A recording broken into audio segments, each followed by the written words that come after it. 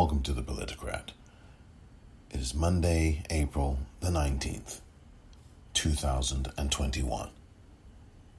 On this edition of the Politicrat, the Super League and the closing arguments of the Derek Chauvin murder trial.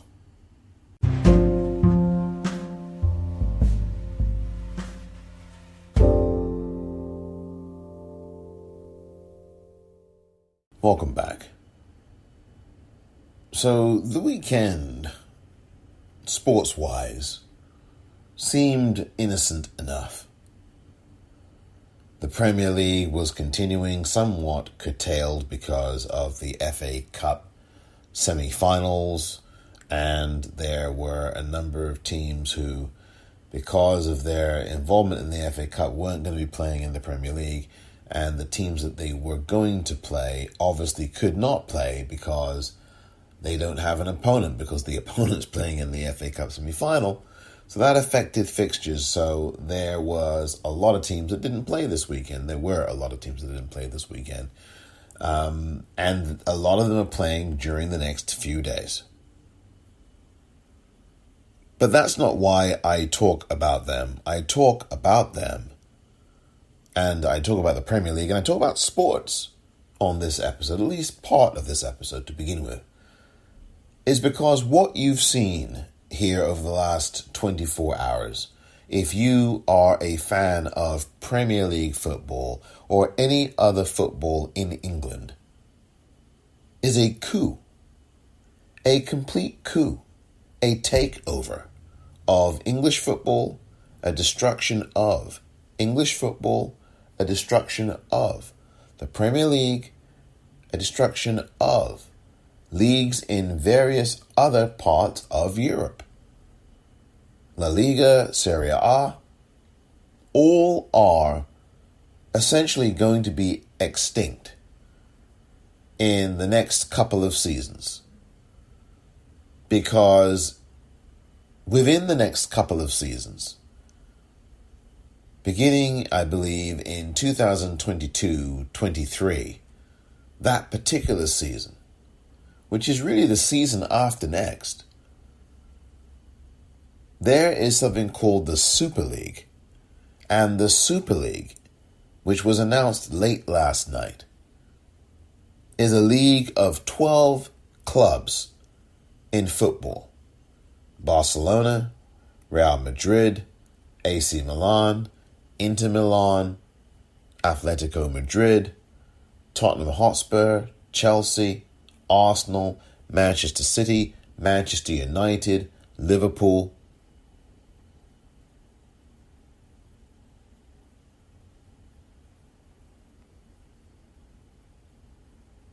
And I may have named all 12, or I may have come up short somewhere on that list.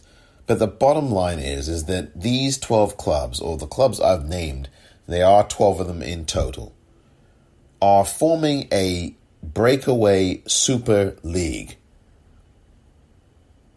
And it is a midweek competition where these 12 teams compete against each other in any given fixture scheduling during the middle of every week or every other week.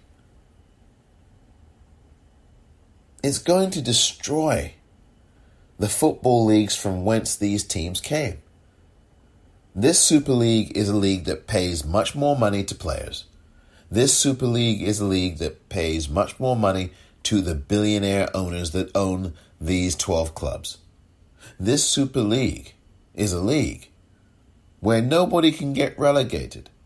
And this Super League is a league whereby which the creme de la creme are playing in a tournament every week or every other week.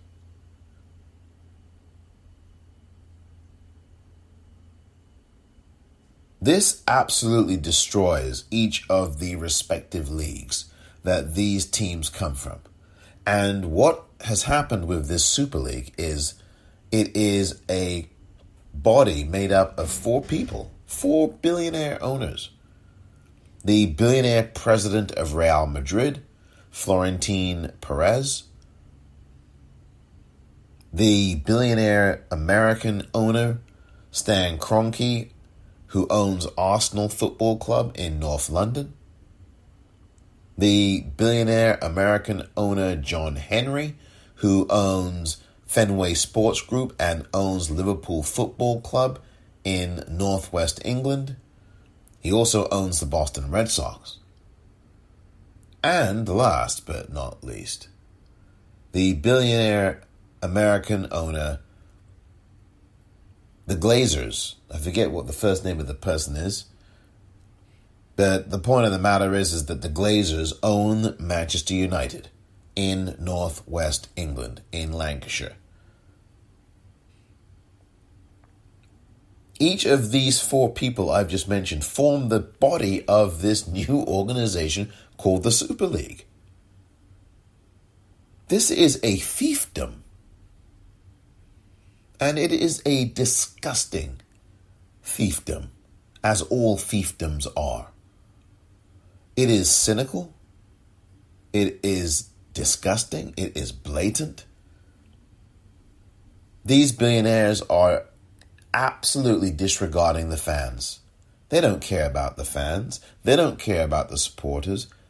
All that they care about is money.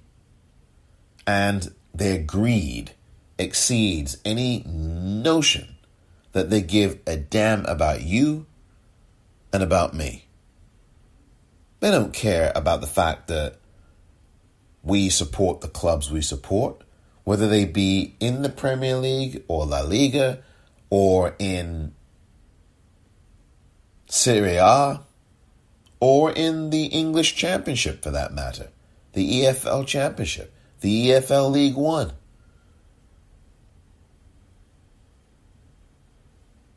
EFL League Two.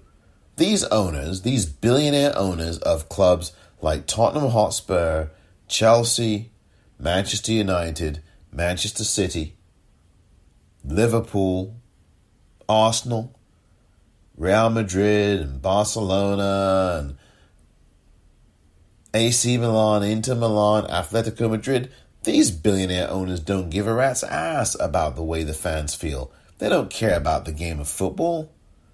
Florentine Perez, who is the president of Real Madrid, notoriously nuts, gets rid of managers who win Champions Leagues.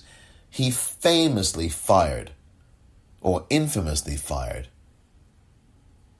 Carlo Ancelotti, one of the world's best managers. One of the world's best managers. He got rid of him a few years ago after he had won a Champions League for Real Madrid. Florentine Perez is crazy. And not only is he crazy, I think he's fascist. And that's the guy who's the president of this new Super League. And you know what's crazy about this? As someone who's a fan of English football, who has... Look, I've seen many an English football match. I'm from England. I grew up watching football from the terraces. I grew up watching football at home on television. I grew up watching that. I went to games all the time in England and still go to games in England when I have the chance to. Obviously, the pandemic has not allowed that. But when this pandemic finally begins to die down, you can bet I will be back at Vicarage Road for Watford Football Club, my beloved football club. But what has happened here over the last 24 hours or so is absolute heresy. And it is nothing more than greedy billionaires who are looking to sweeten the pot for themselves. And, we can throw the players a few bones as well, because we'll just pay them a few extra million a week. And the thing is about all of this, as aside from all the heinous disregard for fans, this is about capitalism. This is capitalism at work. And those people who complain about, oh my gosh, socialism's so terrible, are absolutely silent right now when they realize that what the Premier League was for 20 clubs in that Premier League was socialism. Each of those clubs would get an apportioned share of money. And in the Premier League, wherever you finish in that league, you get $1 to $2 million more than the club that is immediately below you in the finishing line in the table. So of the 20 clubs, if you finish 14th, you get £1 or £2 million more than the team that finishes 15th. And the team that finishes 15th gets £1 or £2 million more pounds than the team that finishes 16th, and you get the idea. So if you go from 1 all the way down to 20, that's what's going on. And there is as equitable as possible, but proportionate share of monies and revenue given to those clubs based upon their league table finish in the Premier League. All 20 clubs get to get part of that money. That's socialism. Hello? But no one's going to talk about socialism now, are they? It's interesting how people are so fixated upon that when it's a political discussion, and people have the wherewithal to talk about that in relationship to politics, whether it's the Labour Party and Jeremy Corbyn, whether it is the Democratic Party or the Independents and Bernie Sanders, the senator out of Vermont, or whomever. And the Republicans throw that at you. Ooh, socialism, ooh, scary. And yet, when the Premier League has 20 clubs that all get a proportionate share of monies distributed to them at the end of every season based on their league table finish in the Premier League, no one says anything. No one says anything about socialism, but that's exactly what that is. And what you've got with this Super League is the opposite. What you have with this Super League is a breakaway group, the elites, right? Who are all going to share the money themselves, leaving out the remaining clubs in their respective countries. So that Atletico Madrid, Barcelona, and Real Madrid would break away from La Liga, which is the Spanish league, and join this Super League and would get paid all this money. Their players would get paid all this extra money, and the owners would get extra, so on and so forth.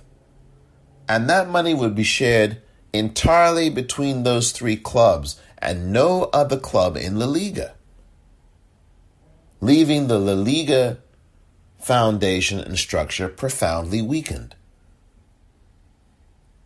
If you're in the United States listening to this, to give you perhaps a clearer idea of what it is I am saying, I want to go back to the discussion I had a few days ago, the monologue I said a few days ago regarding the Negro Leagues. April 15th, which is 4 days ago now, was Jackie Robinson Day here in the United States. And as I had said, I believe, if not in the episode, then certainly on the audio extra for the newsletter that day, I had made very clear that the Negro Leagues, from whence Jackie Robinson came, started over time to become a much weaker league. Why? Because the major leagues of baseball were swooping in like vultures and taking or wooing or actively grabbing, basically, black talent from the Negro Leagues and bringing those black players into the major leagues of baseball. So as to weaken, what would happen, the net effect would be to weaken the Negro Leagues. And then the major leagues of baseball would compete with the Negro Leagues with all kinds of advertising and incentives and this and that and the other. And before you know it, within a few years, the Negro Leagues had to disband. They were disbanded because they could not keep up with the economic strength of the major leagues of baseball, which had poached a lot of Negro League players, or a good many of them. Willie Mays was a Negro League player before he started out with the New York Giants. Jackie Robinson. I believe Larry Doby was as well, who ended up with Cleveland, the second black person to play for a Major League Baseball team. And as I say, the net operative effect is this taking of players out of their league and bringing them to the major leagues had a deleterious effect on the Negro Leagues because the talent pool began to shrink and all of the players ended up migrating over, not all of them, but a significant number, or a few certainly, migrated over to the major leagues of baseball. They were getting paid more, they were being marketed in ways that the Negro Leagues could not keep up with, and the Negro Leagues within a few years fell by the wayside. And I can hear you now, some of you, some of the people listening to me, I should say. I can hear you now. Well, that's the way it works. That's survival of the fittest. No, it's not about survival of the fittest or unfittest. It's about capitalism and how devastating it is and how blood-sucking it is. And this is an example of it. So a whole league with great talent and great people and stupendous ability and skill had to close down. George Rube Foster. Rube Foster, the owner of the Chicago American Giants, who ran the Negro Leagues or was one of the presidents of the Negro Leagues around that time and that era, basically threw his hands up, helpless, to stop the inevitable. And had to admit, you know what? Our league now is a quote unquote, and I'm just quoting, I believe one of the words he used was inferior, which is ironically nothing further from the truth. You couldn't be more further from the truth. Josh Gibson hitting 90-odd home runs in one season, 85 to 90 home runs a season. But the reason why George Rube Foster, the owner of the Chicago American Giants and also the president of the League of Negro Leagues, said this about the Negro Leagues is because the talent pool began to shrink. And you had these Negro League stars migrating over for bigger paydays and at the expense of a league that could not keep up. That is exactly what happened yesterday and late last night with this forming of this Super League. That is exactly what's happened. And all of these so-called big clubs, which have untold millions and billions of dollars worth of resources, will break away from their respective leagues and weaken them by leaving. And what you'll have in those leagues will be a bunch of also-rans. Now, I'm not arguing that there shouldn't be a league that has those kinds of teams in them, but what I am saying is that the game itself will be completely dulled. It will be eviscerated because all of the creme de la creme talent is going to go to the Super League. And players who would ordinarily have gone to the Premier League to play in England, because the Premier League right now is the most watched league of football on the planet. It's not even close. And because this Super League has now been formed and all these clubs have made announcements, a lot of players, knowing that the players in the Super League get paid so much more money than the players in the Premier League, a lot of the players are going to want to migrate over to the Super Leagues for a bigger payday. That's what money does. That's what the love of money is all about. And it's a real shame. But this is not exactly a surprise. And I will explain, as briefly as I can, why it is not a surprise. Right after this.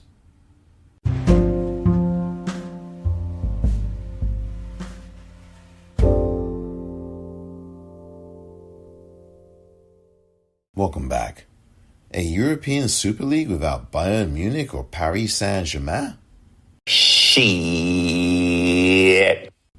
Say that again, Isaiah Whitlock Jr.? Shit. Yeah, exactly.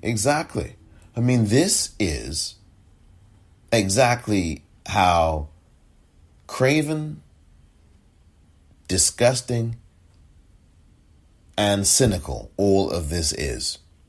This is all about the money.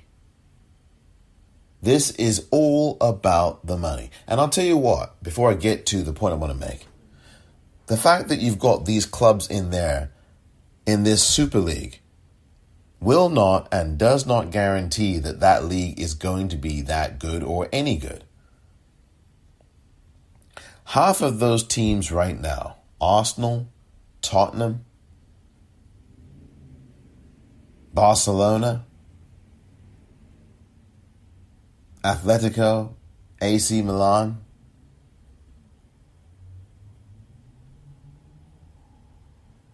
I mean, half of those teams, of that 12 teams, I named about 6 there.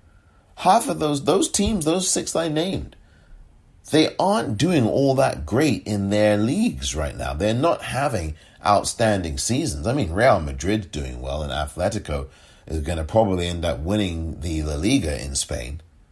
But I'm telling you, they've not had great seasons. Barcelona has had a very lukewarm season, and that's putting it nicely. Yes, they won the Copa del Rey on Saturday, which is the Spanish Cup. But they've not had a very good season. Tottenham Hotspur in England, in North London, they've had a miserable season. They got knocked out of the Champions League. They got knocked out of the Europa League. Sure, they're going to be in the League Cup final in England on Sunday, the 25th of April. But they have not had a good season. Arsenal? Horrible season. They're in 9th or 10th place in the Premier League at the moment. And Tottenham Hotspur are in 7th or 8th place presently in the Premier League in England. It's just absolute madness. And so with that said, there is no guarantee that this Super League, like anything in life, is going to be any good. And what you are getting now is, let's have glamour and spice. But we don't know if it's going to be very nice. And it's all about money. Barcelona and this team and that team and the other team. But as Isaiah Whitlock Jr. reacted, how can you have a European Super League without Bayern Munich of Germany or Paris Saint-Germain in it of Paris, France? How could you not have those teams in that league?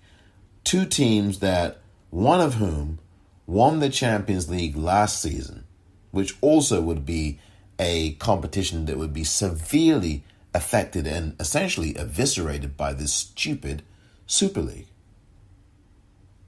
Last season, Bayern Munich defeated Paris Saint-Germain in the Champions League final in order to lift the trophy. This season, just last week, Paris Saint-Germain knocked Bayern Munich out of the Champions League in order to reach the semi-final of that competition. So why a Super League again?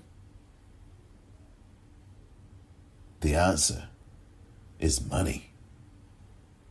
And that is exactly what is destroying all manner of things, whether it is football, whether it is sponsoring all kinds of things in sports. Every moment you turn around, this timeout is brought to you by... It's just crazy. Nothing in the sports game or anything else goes along without being sponsored now. This three throw, the next thing they're going to do is sponsor the bloomin' three throws. This three throw is brought to you by AT&T. Then the next three throw, the second of these two three throws is brought to you by Wendy's. Go to Wendy's now. Then they'll be sponsoring the jump ball in the NBA. This jump ball is brought to you by the brand new Chevy Tahoe. Every single aspect of sports is going to end up being sponsored. The referee's halftime whistle is brought to you by... That's where we are, dear listener. We are in a place in the sports world where no one will be able to, or is presently able to, watch any kind of sporting event on television at least, or on other TVs that you may have in your arsenal, without seeing something being sponsored. Every single thing, you go on the internet, you can't even get through a YouTube video without an ad coming at you before you even start to watch.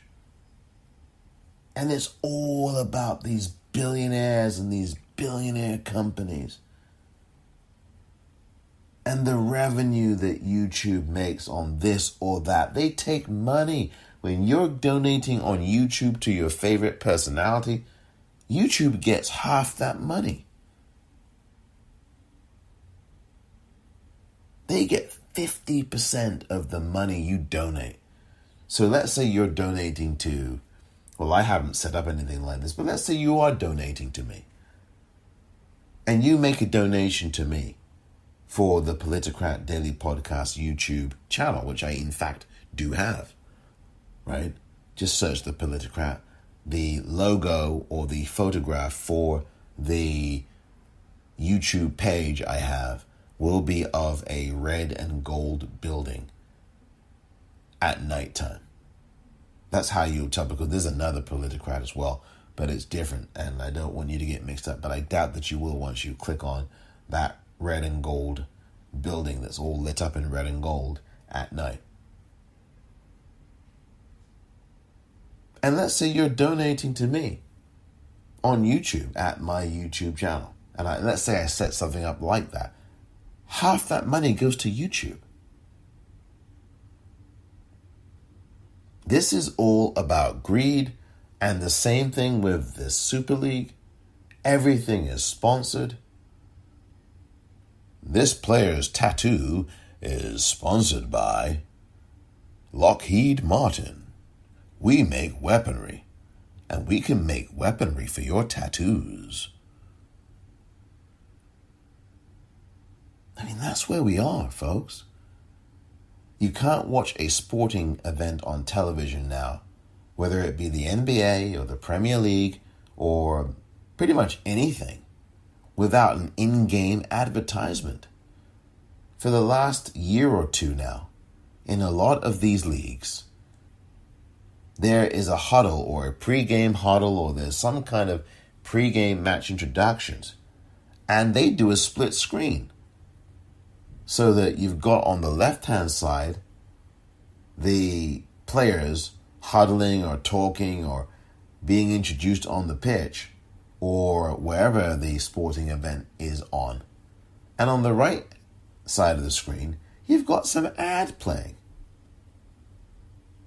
And then they keep the split screen up until the ad is gone, and then they zoom out to the main screen of the football match or the NBA game. It's really annoying. And it's not that I'm older and I notice this. It's just annoying to be watching a sporting event. Those of you listening who do watch sporting events, whether live, but particularly on TV at home, especially during this pandemic, and you watch a game and you're watching it and all of a sudden there's some in-game ad, literally, what happened to the day where there just were ads when there were timeouts, that you didn't have to have the game on, and during the game, with a break in the action, you've got to stick an ad in somewhere just for some more money to be made. And so what you're really doing when you're watching a sporting event is watching the advertising, and the actual breaks are the actual gameplay. So the actual commercial breaks are the game, is the game itself. It's so maddening. And this is the way of the world, says Earth, Wind and Fire. And this has been the way of these leagues. And I want to just get to the point here. This is what I want to get to. Is that when the Premier League was formed in 1992 for the season, 1992-93 season, there were people who were grouching. There were some people who didn't like that. Oh, you're changing it from the First Division, English First Division, to the Premier League? What are you trying to do? And it was a group of 20 teams. And I think there used to be something like 24 teams, 24 teams in the English First Division, Division 1. I think it was a total of 24 teams originally. And then in 1992-93, they cut down the number of teams, redistributed the other teams across the leagues, and made those other, especially the championship, the tier immediately below the Premier League, and they made that a group of 24 teams, 24 teams, while the Premier League was stripped down to 20. So it created this feeling of, whoa, these are the chosen few. And the Premier League over those years became a very top-heavy league. Top in the sense that there were, and ironically, probably not the right language, but it became a league where 6 or 7 clubs named the Big Six, not 7, the Big Six, because it was really 6 clubs. Manchester United, Manchester City, Arsenal, Tottenham, Liverpool, and Chelsea were the teams that were viewed as the big money makers. And they had all these, eventually over time, had these billionaire owners, a lot of them overseas owners. And yes, they put billions of dollars into spending to make the stadia that the teams played in look a whole lot better, lot more plush, a lot more respectable. They threw all their money at it. They spent money on players like Manchester City has done, and their payroll is enormous. But when you've got billionaire owners doing that for you, you're living a dream. Not running it down, like Tom Petty would say. But the point I'm making is that this has really been in the works for a long time, and this is what capitalism is. It won't sustain itself unless it screws you. And in this case, the screwee is the fan. Is you if you watch the Premier League. Is you if you watch La Liga. Is you if you watch Serie A. Is you if you watch the Champions League, the semifinals of which start next week. They are next week. So, the semifinals start next week, and you are the screwee. The screwer are these billionaire owners from these 12 clubs who are saying, hey, you Premier League player, come on over here. Be a part of our Super League. We're going to pay you $2, $3, $5 million more dollars than these guys do over here, or 3, 4, 5 million pounds more. You're going to get a good paycheck here. You can retire after one season based on the kind of money we're going to be paying you. And us multi-billionaire owners, well, come on. You're subject to our rules. You're subject to what we say. We make the rules up here, and we've got the money to do that with. So we don't want your conflicted self going back to the Premier League. We have your ass, and we're going to be paying you, and we're going to be owning you. And that's essentially what capitalism is, right? It sucks the blood and the lifeblood out of something that benefits a lot of different people, so that it can then instead only enrich the very few. And as I've said, this moment has been in the offing for a long time. Because when you globalize leagues like the Premier League, and the Premier League is a global brand, and it has been over the course of these 22 years. Remember, I don't know if people remember this, those of you who are listening who do follow the Premier League avidly may remember that it used to be sponsored by the Barclays League. Barclaycard. It used to be called the Barclays League Premier League, or the Barclays Premier League, which is really what it used to be called. And they stopped that about 5 years ago when they stopped sponsoring the Premier League.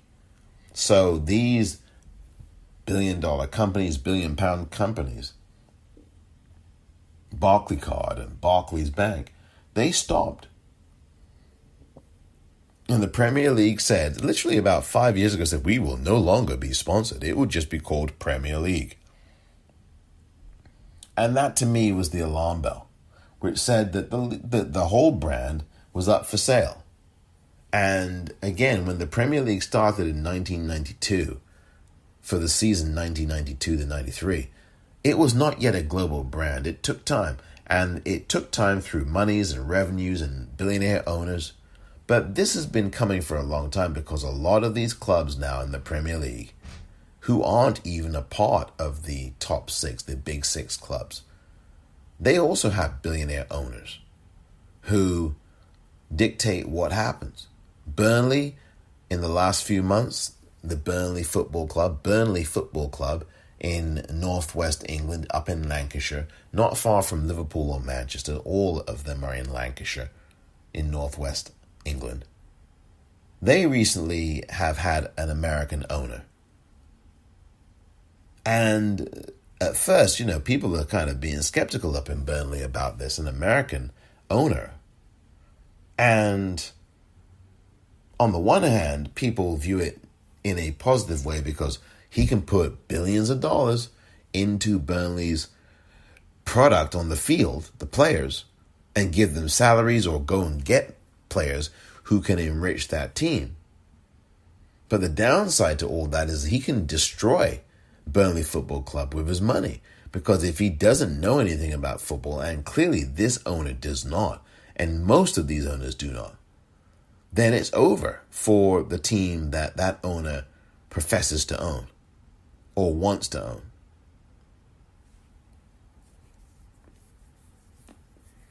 This kind of thing is a destruction. And what happens now is that you're going to have a weakened league. You're going to have a weakened Premier League, a weakened Serie A, a weakened La Liga, all because of 12 clubs and their greedy owners, their billionaire greedy owners, who do not care about the fan. They only care about their safety and their profits, as James Baldwin once said.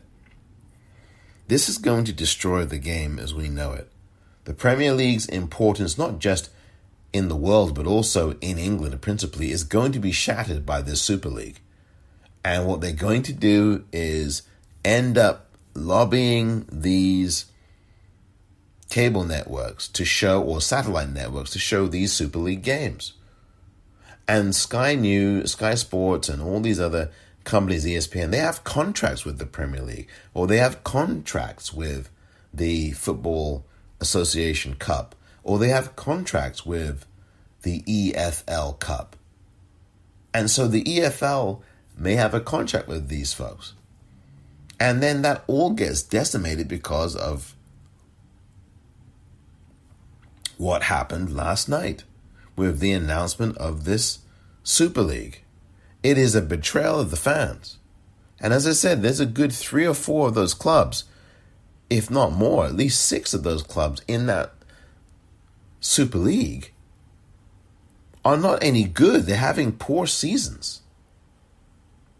I am really disappointed and very upset, quite frankly. I was absolutely livid yesterday about this.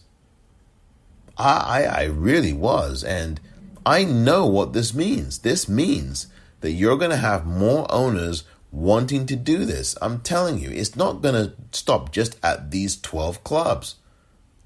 What's to stop a Leicester City? Even though Leicester City would not be compared with the likes of Manchester City.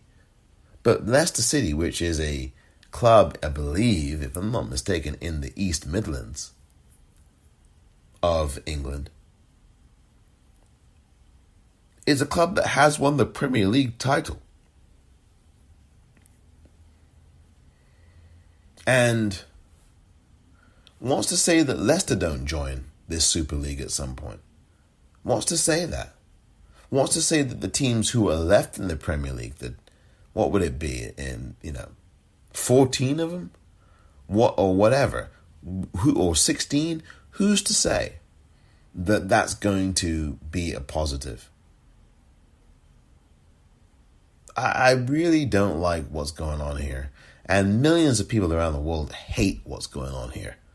It is not a good idea. And the governments around the world who are connected to these particular leagues are stepping in and saying, hey, look, you can't do this. And these other governing bodies, specifically, I should say, UEFA, the Premier League, the EFL, English Football League, and La Liga and Serie A, have all joined together in solidarity about this and said, we condemn this. And we are going to institute penalties for players and to the owners of these clubs for doing this. It completely puts a monkey wrench in everything. So this is a real problem. This Super League will end up destroying football. And all at the service and the hands of a few greedy billionaires.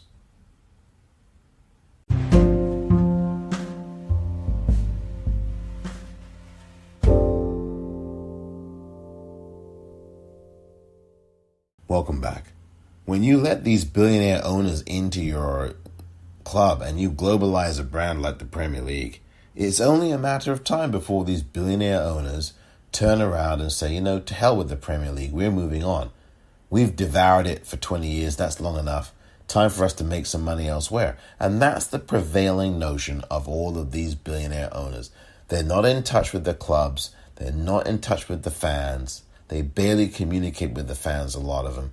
They are ancient relics, some of them, sitting there watching, and they just aren't even moving. They're like stone-cold dinosaurs, fossilized or whatever you want to say. Museum exhibits, just sitting there, prostrate in the director's box. And there's just nothing coming from them. It's a soulless, robotic presence that they exhibit. And that is really what we're looking at. The soul has been crushed out of the game of football. In England, in Spain, in Italy. It's really despicable. And there's no need for it. Screw your damn money.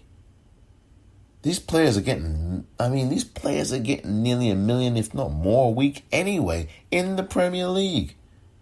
Again, it's not that money is the root of all evil. It's that the love of money is the root of all evil. The love of money. And that's exactly what happened. And that has happened. People are so greedy and selfish, and all they care about is a bigger payday. They're not content with the money they've got. They want more. More. They want more. They do. They want more. Andrea True is correct. It's just absolutely crazy. And this is what the capitalist system does. And all these owners, the Mike Ashleys of Newcastle, who didn't give a rat's ass about Newcastle United in the Premier League, did not support that club strongly enough. Really didn't. And only maybe once in his tenure has he, and that was literally last year or the year before, where he actually started to throw money at them. But other than that, he doesn't care about Newcastle, despite what he says. It's really annoying to be that stupid and that hated and claiming that you're doing everything in the best interest of Newcastle. No, you're not. You're doing everything in the best interest of you, and your money. That's what the interest is.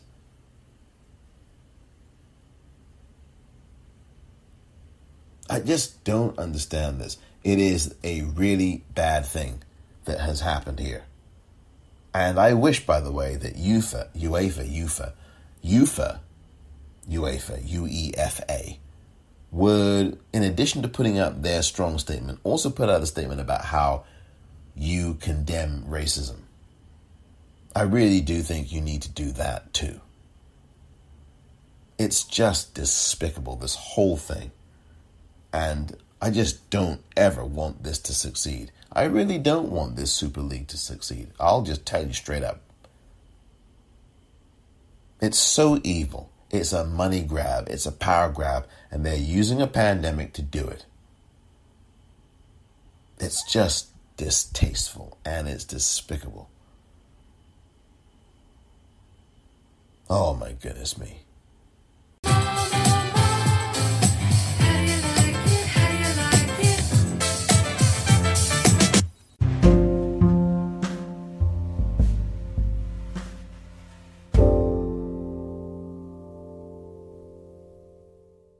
Welcome back.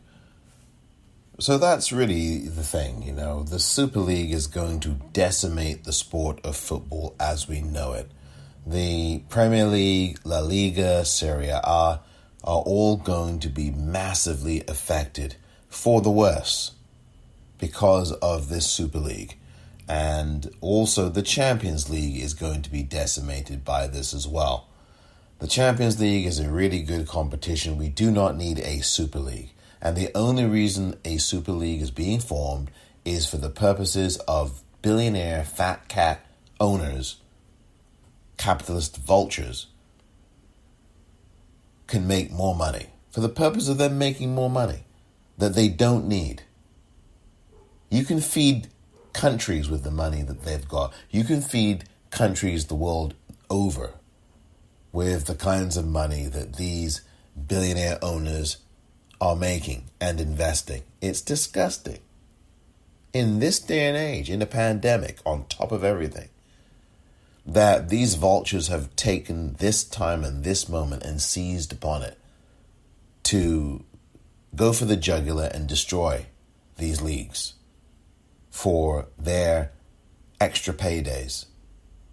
It's really disgusting. And this is what capitalism is. And it's so interesting that I don't hear any conversation about that. And I don't hear anyone talking about we need socialism again. And no one said anything about the word socialism when the Premier League, well, it still exists for now.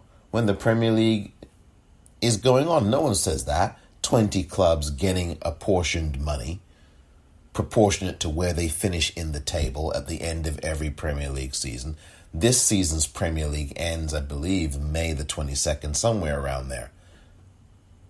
Or May the 23rd, whatever. It's the last date on the calendar for this season of the Premier League. That's only in another month or so. And at the end of the season, as I said earlier, every club gets a bonus payout of an extra £1 million or £2 million. And that's £2 million or so pounds more than the team immediately below them in the table. There's a proportionate share relative to where those teams finish. That's a form of socialism. Each of those 20 clubs are getting apportioned monies. In the Super League scenario, I just want to remind people, in the Super League scenario, and this is a done deal now. You've had these clubs all over Twitter last night announcing this on their tweets. Oh, we are part of a new league. You know, and what's going to happen is only those 12 clubs get that money. It's a billionaire's lottery. It's a billionaire's paradise. And, you know, people complained about Mike Ashley at Newcastle, as I said, the billionaire owner there. He doesn't know what he's doing. People complained about this owner and that owner, and these Americans are taking over the Premier League. They're owning this, they're owning that. And that's what globalization does. That is what globalization does. I'm sorry, People need to be talking about this in those terms. When you globalize a sport, now look, football is a global sport to begin with, but when I'm talking about globalization, I'm not talking about the fact that the World Cup, which comes around every year, is a globalized thing, and that football is a globalized thing, and that is football, not the NFL. You know what football I'm talking about, because I'm not going to use the S word, because that's for Americans. That's what Americans say. It's not that. It's football.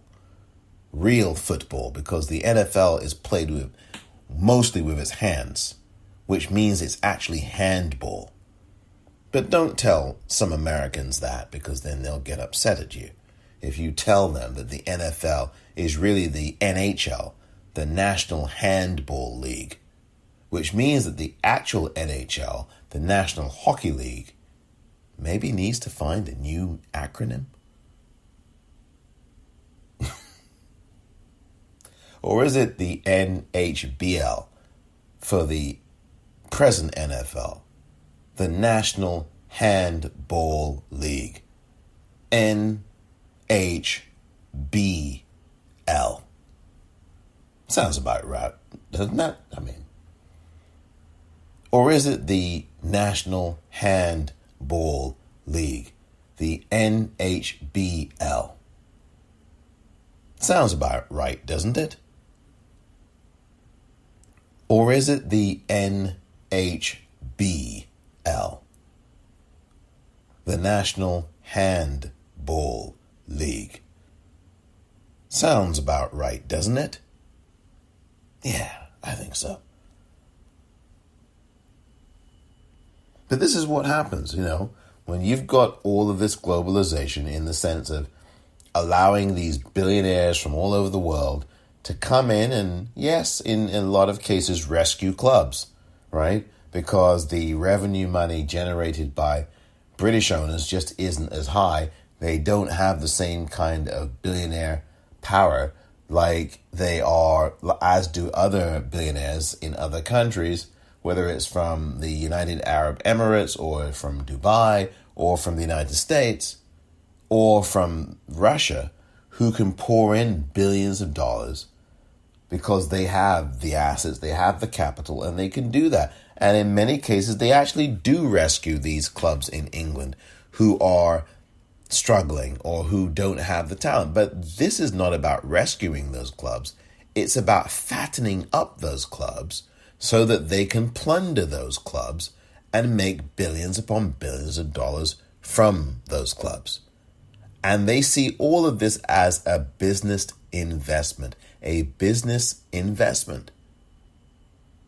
which is what it is to these billionaires.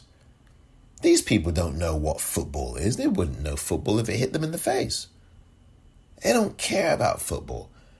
People for years at Arsenal, the Arsenal fans, for years have complained about Stan Kroenke and the Kroenke family and the fact that they don't know what the hell they're doing, and that when Arsene Wenger was the manager at Arsenal Football Club in North London, Arsene Wenger wouldn't get these guys anywhere near a trophy. Barely. Granted, he had some good seasons. The 2004 season was an exceptional one. An exceptional one for Arsenal. They went the entire season undefeated, the 2003-2004 season. I believe that was the season. Not one loss in the Premier League. They won the title. They had an outstanding season. Plus, and that stretched into the next season, where for a number of games they did not lose at all. And Arsene Wenger after that would have some mediocre seasons, but he was kept on and kept on and kept on. And Stan Kroenke, when he became the owner a few years ago of Arsenal, didn't fire Arsene Wenger, even though many Arsenal fans wanted Arsene Wenger to go. There'd be protests. People complained all the time about the Premier League, and Arsenal fans complained about Kroenke and complained about Arsene Wenger. And they said, why don't you get rid of him? And they didn't want to, because that wasn't the objective for Stan Kroenke. The objective for Stan Kroenke was to make money off of Arsenal.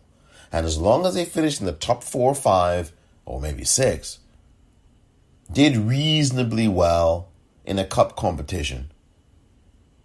And the money was coming in, merchandising, advertising opportunities, this, that, the other. Stan Kroenke was perfectly happy. He didn't care about whether Arsene Wenger was winning games or not for Arsenal. As the manager, he didn't care so much about that. He cared about the bottom line. And that's why Arsenal fans were so furious with the Kroenkes.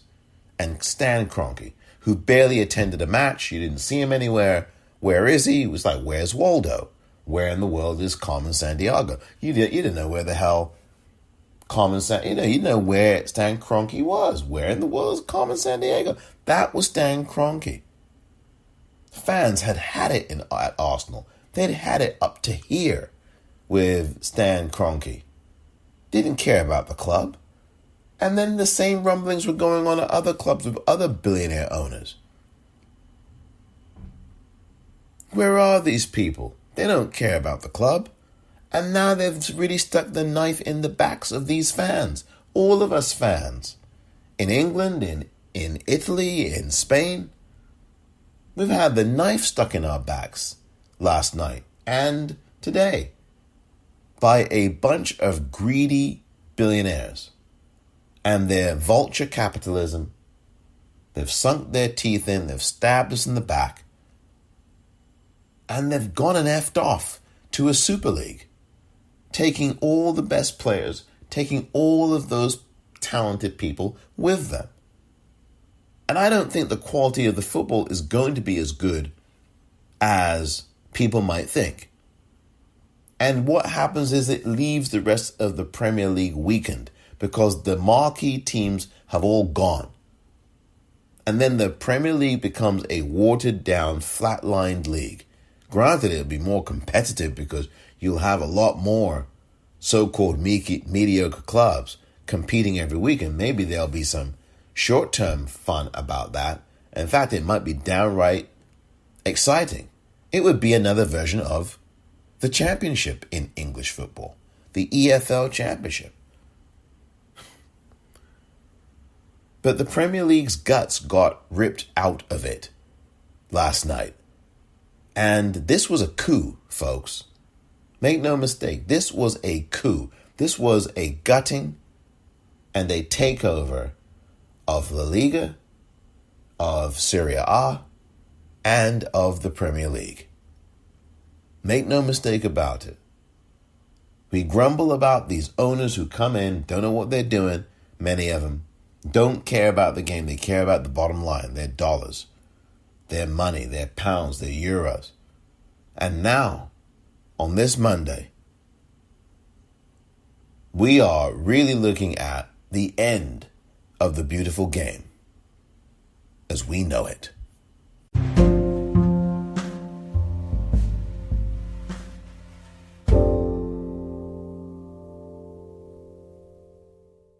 Welcome back.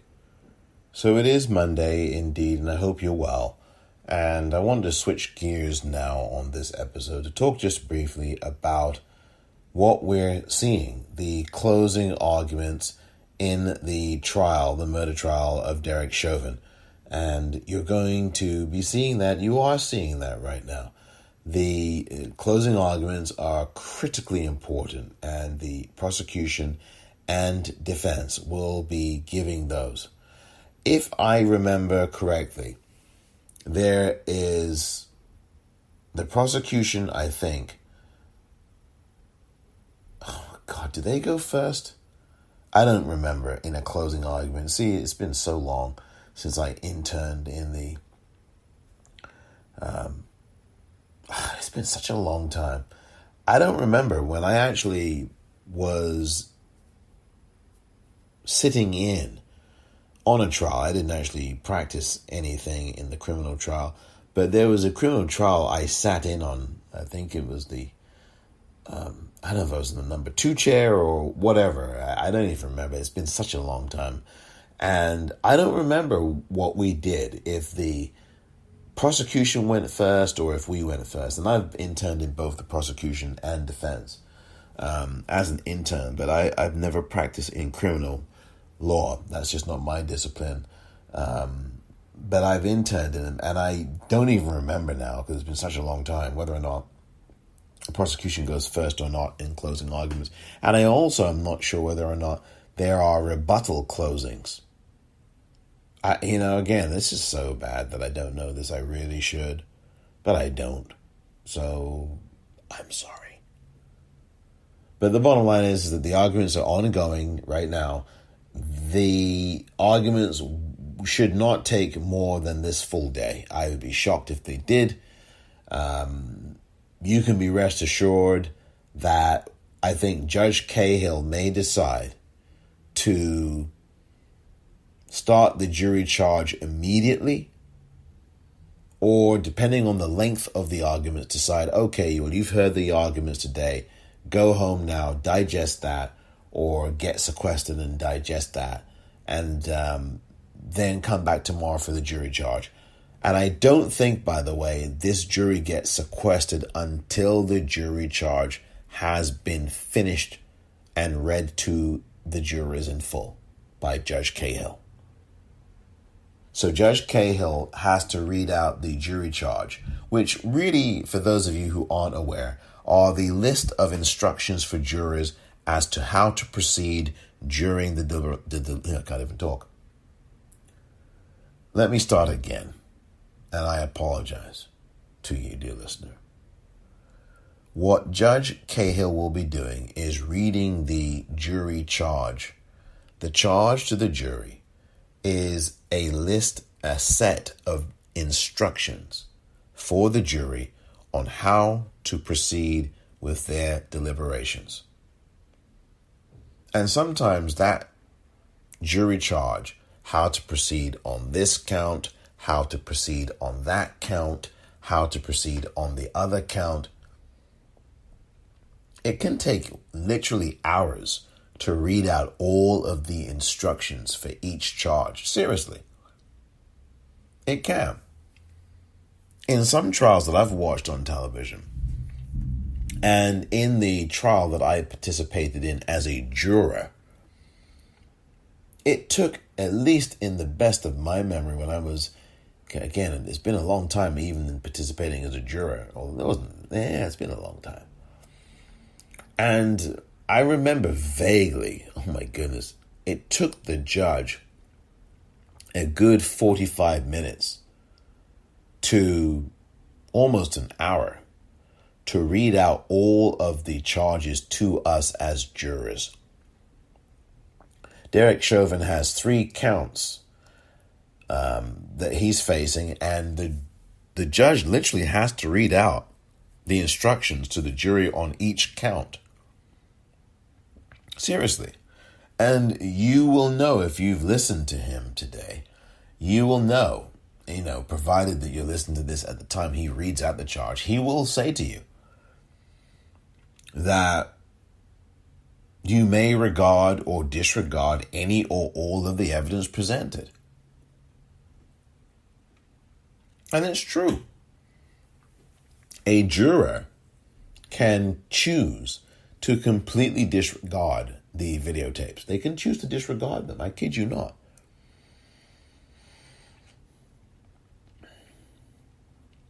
But the bottom line is Judge Cahill today will be reading out the jury charge. And if he isn't going to read them out, then he may do it on Tuesday. He may do it tomorrow.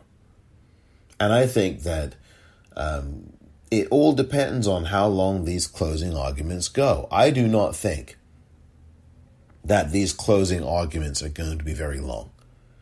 I have a feeling that by the time you listen to this, these closing arguments combined will be less than an hour. I think that the prosecution's closing argument, I'm going to predict this because I don't know. If I had to guess, I think the prosecution's argument for closing is going to be about half an hour. If that. Half an hour or so. I'll say half an hour. And I think that the defense closing is going to be about 15 or 20 minutes. That's my calculation and prediction for both of those. Half an hour for the prosecution and about 15 to 20 minutes for the defense. And there may be a rebuttal closing. I don't even know, but we'll see. You are getting a sense of these closing arguments now as they are unfolding, or if you're listening to this after that, you've had a sense of them, provided you listened or watched them. How they unfolded. I would like to know how you think they are unfolding, how you think they unfolded. Were they arguments that you, if you were sitting on that jury, would find persuasive or compelling? Now, the goal of the closing statement is really to amplify and put a stamp on the evidence presented at trial. You cannot introduce new evidence during your closing. You can't do that. The closing is a summation of the presentation of your case. That's what the closing argument is. It is meant to reiterate and amplify your case that you presented. And that articulation must be clear to the jurors. This is about beyond a reasonable doubt. This isn't a preponderance of the evidence standard, because that is found in civil cases in the United States. And that's essentially referred to as the 50 plus 1% standard. So if it's more than 50%, 50.5, that's a preponderance of evidence, a preponderance of the evidence. Versus a standard in criminal trials in the US of beyond a reasonable doubt requires a whole lot more than just 50 plus 1%. It's got to be way beyond that threshold. It's got to be 85, 90, 95% beyond a reasonable doubt. So you see, or at least you hear, that those two standards are drastically different. So that's really how this all works out. And we'll see, I don't know. I have no idea where this jury's going, and it's going to be a suspenseful next couple of days. And I really don't know what this jury's going to do. Do you? By the way, once they are charged, as I said, once that charging goes on, I would bet you that the judge's charge to the jury on these counts will last longer. And you'll find out will have lasted longer than these closing arguments have. I'm almost certain of it. And after you've looked at that, you can come back to me and let me know at politicratpod@gmail.com. That's the email address for this podcast. Let me know if I was right. But only on the point of the judge's charge to the jury being longer in time than it took for the prosecution and the defense to complete their arguments combined. I'm predicting that the judge will take longer. And then the 12 jurors will be sequestered, and then they'll really be allowed for the first time to talk about the case, to discuss it in their deliberations in the jury room. And of course, the thing to look out for, of course, after that will be the kinds of questions that they are sending out to the judge for answers for. And that's what really interests and freaking makes me very nervous. Because depending on the questions sometimes, you may be able to read the tea leaves. It's not very easy, of course, in most of these cases to do that. But sometimes you get an inkling, but you still do not know. My goodness me, this is going to be a very interesting week. If you thought that last week was a horrific week in terms of some of the news items that you have heard and seen, this week is shaping up to be one hell of a nail biter, and then some. Don't forget to patronize the online store at the-politicrat.myshopify.com. Subscribe to the newsletter for free at politicrat.substack.com. Thank you very much for listening to this edition of the Politicrat. Please get vaccinated. Please get vaccinated. I'm Omar Moore.